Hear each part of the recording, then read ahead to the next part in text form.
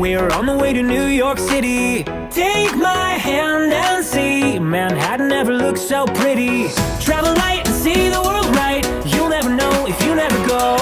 So run away with me and say hello to New York City. What's up mga idol? For today's video, pag-uusapan naman natin ngayon kung ano ba yung mga accessories na ginagamit ko sa aking scooter. Importante kasi natin tong malaman kasi unang-una sa safetyness, mahalaga para sa atin na maging safety tayo sa paggamit ng scooter. And then sa pangalawa, importante kasi to na komportable ka sa pagra-ride mo. And then pangatlo, dagdag forma na rin sa iyong scooter. So wag na nating patagalin pa, tara umpisahan na natin. Unang-una kong binili nung nagka-scooter ako, itong helmet. Then maganda to kasi kung magiging komportable ka and then safety ka na rin sa pagbabiyahe.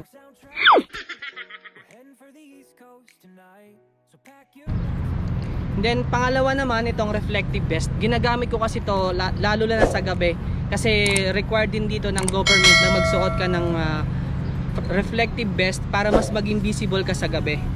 Itong shades. Ayan. Ito.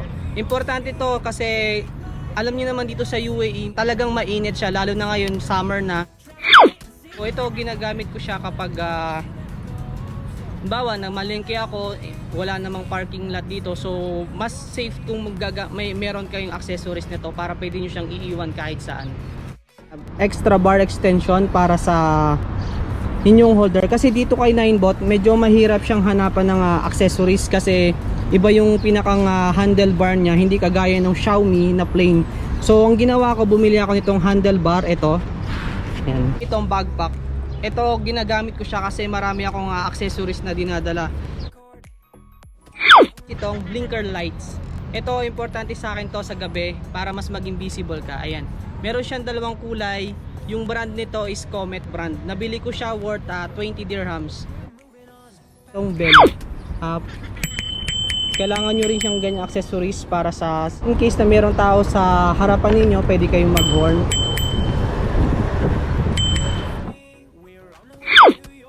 Ito na importante sa mga accessories is itong cellphone holder. Ayan, kailangan nyo rin yan. Ito for rubber grip. And although hindi naman siya totally talaga kailangan, pero binili ko na rin siya kasi nga sa accessories ko more on red, so para mas medyo pumorma ng konti yung scooter ko. Ito namang bike stand ginagamit ko para less space sa kwarto. Itong gloves, ito importante sa akin to kasi lalo na sa gabi, malamig.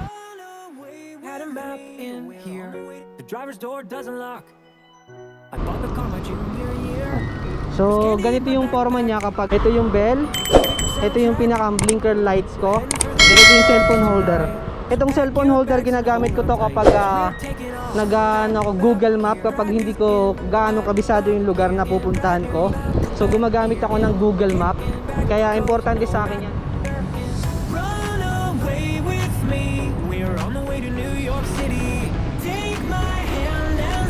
So bago ko nga pala makalimutan, shoutout muna kay Aaron Ivia, Kartik, and then kay Sir Marvin Jodoro sa pag-subscribe sa aking YouTube channel.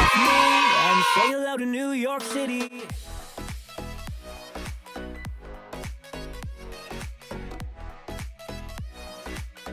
And say hello to New York City.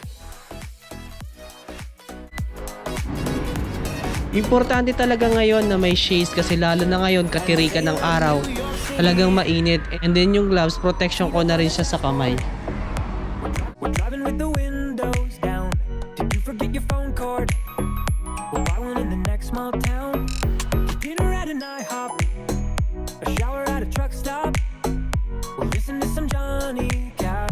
Take my hand and don't look back, 'cause we're moving on. Pack up here, track in. Pack up here, in track here, backpack here, in back coast, hold back there in. Run away with me, we're on the way to New York City. Take my hand and see, Manhattan never looks so pretty. Travel light and see the world right. You'll never know if you never go. So run away with me and say hello to New York City.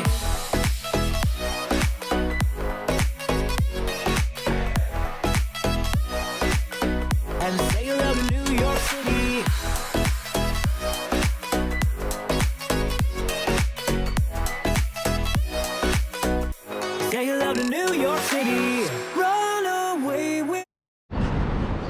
And that's all for today, and sana nagustuhan nyo yung aking videos, and please don't forget to subscribe, like and share, and please click the notification bell para updated kayo sa mga susunod kong videos, and comment na rin kayo sa baba kung ano pa ba yung mga pwede nating topic na pag-usapan, and comment na rin kayo kung ano pa yung mga pwede natin baguhin sa ating videos. And that's all for today, and this is James signing out.